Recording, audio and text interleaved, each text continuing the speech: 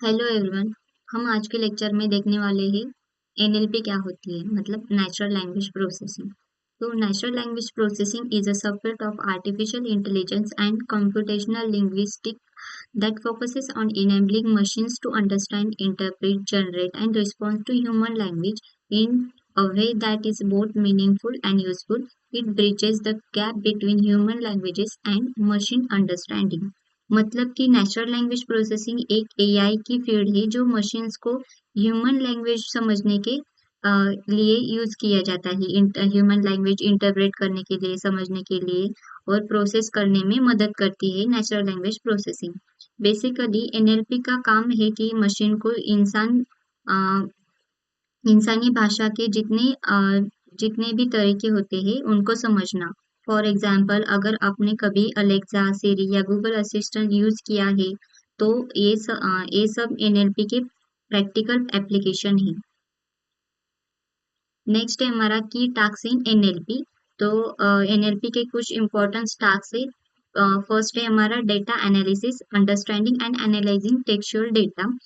Text का analysis करना और यूजफुल इंफॉर्मेशन एक्सट्रैक्ट करना इसका टेक्स्ट एनालिसिस में आता है। उसके बाद है स्पीच रिकॉग्नाइजेशन, ह्यूमन स्पीच को टेक्स्ट में कन्वर्ट करना, ये स्पीच रिकॉग्नाइजेशन है। उसके बाद मशीन ट्रांसलेशन, मतलब एक लैंग्वेज से दूसरी लैंग्वेज में ट्रांसलेट करना, जैसे गूगल ट्रांसलेट करता है वैसे। नेक्स्ट इज सेंटिमेंट एनालिसिस, मतलब किसी टेक्स्ट का इमोशन या ओपिनियन समझना। नेक्स्ट है टेक्स्ट समराइजेशन, बड़ी टेक्स्ट को छोटी और मीनिंगफुल समरी में कन्वर्ट करना। तो ये होता है हमारा टेक्स्ट समराइजेशन। उसके बाद नेम एंटिटी रिकॉग्नाइजेशन, मतलब एनईआर, टेक्स्ट में से नेम्स, डेटा और प्लेसेस जैसे स्पेसिफिक एंटिटीज को आइडेंटिफाई करना। नेक्स्ट पॉइंट है हमारा text mining. Text mining is also known as text data mining or text analytics. It is the process of extracting meaningful information, patterns, and insight from the unstructured text data using the computational and statistical techniques. मतलब कि text mining का मतलब होता है कि unstructured text data को process करना और उससे मीनिंगफुल इंफॉर्मेशन निकालना।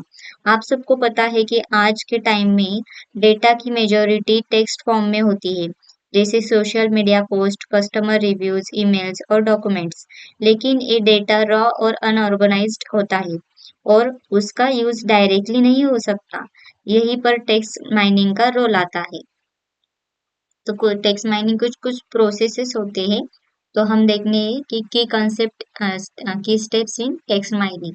सबसे पहले होता है टेक्स्ट प्रोसेसिंग, मतलब सबसे पहले हमें क्लीनिंग करना पड़ता है, सिर्फ टोकनाइजेशन होती है उसमें और स्ट्रीमिंग होता है एंड लेमिटेशन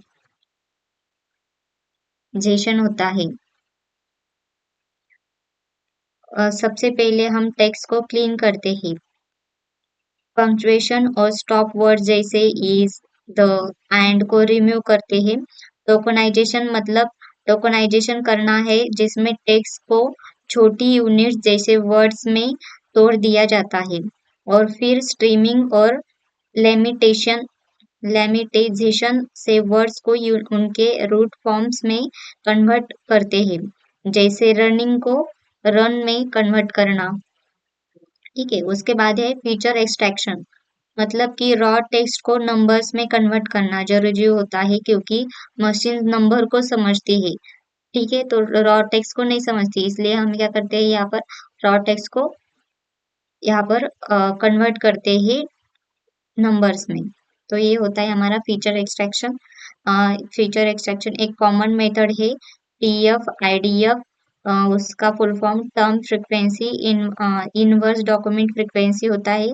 उसके बाद हम यहाँ पर एडवांस टेक्निक्स जैसे वर्ड टू वेक वीसी और जीएलओ वी ग्लो यूज करते हैं वर्ड इम्बेडिंग बनाने के लिए। नेक्स्ट है हमारा पैटर्न रिकॉग्नाइजेशन। तो पैटर्न रिकॉग्नाइजेशन, जब डेटा प्रिपेयर हो जाता है तब हम स्टैटिस्टिकल और मशीन लर्निंग टेक्निक्स का यूज यहाँ पर करते हैं। तो पैटर्न रिकॉग्नाइजेशन के लिए यहाँ पर स्टैटिस्टिकल और मशीन लर्निंग का यूज किया जाता है। उसके बाद है इंफॉर्मेशन रिट्राइवल एंड क्लासिफिकेशन। अब हम यहाँ पर इंफॉर्मेशन लेते हैं और उसका क्लासिफिकेशन करते हैं। तो categorising text into predefined categories और क्लस्टरिंग सिमिलर टेक्स्ट डेटा।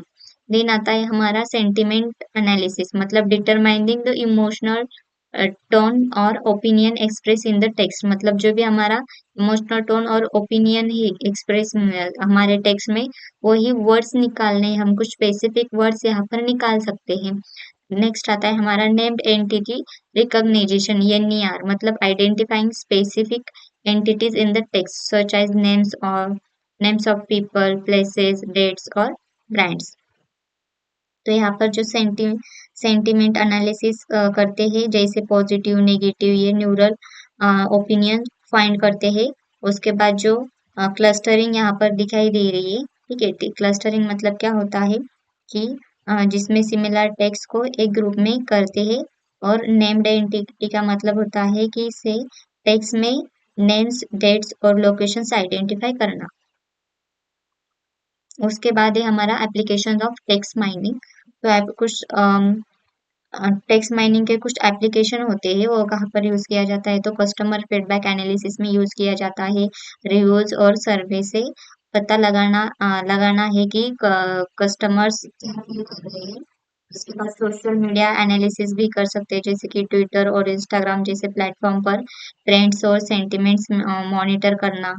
उसके बाद हेल्थ केयर में हम यहाँ पर कर सकते हैं मेडिकल रिकॉर्ड से इंसाइट एक्सट्रैक्ट करना। उसके बाद फ्रॉड डिटेक्शन, टेक्स्ट डेटा में एनोमलीज डिटेक्ट करना। तो ये हो जाते हैं हमारे एप्लीकेशन ऑफ टेक्स्ट माइनिंग।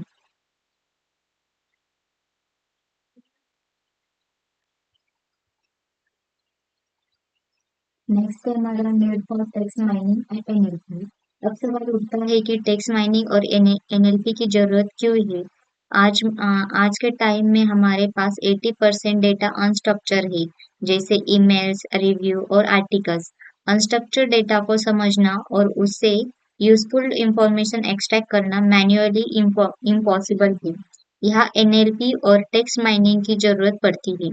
तो पहले हम यहाँ पर यूज कर सकते हैं, यहाँ पर एक्सट्रैक्शन वैल्यूएबल इंफॉर्मेशंस, मतलब कि वैल्यूएबल इंफॉर्मेशन एक्सट्रैक्ट करना। टेक्स्ट माइनिंग से हमें अनस्ट्रक्चर्ड डेटा से पैटर्न्स और इंसाइट मिलते हैं, जो काफी वैल्यूएबल होते हैं। नेक्स्ट है प्रोसेस ऑटोमेशन। अपना आपने देखा होगा कि कस्टमर सपोर्ट के लिए चैटबॉट्स यूज करते हैं, या ईमेल्स को स्पैम और इम्पोर्टेंस में कैटेगराइज किया जाता है।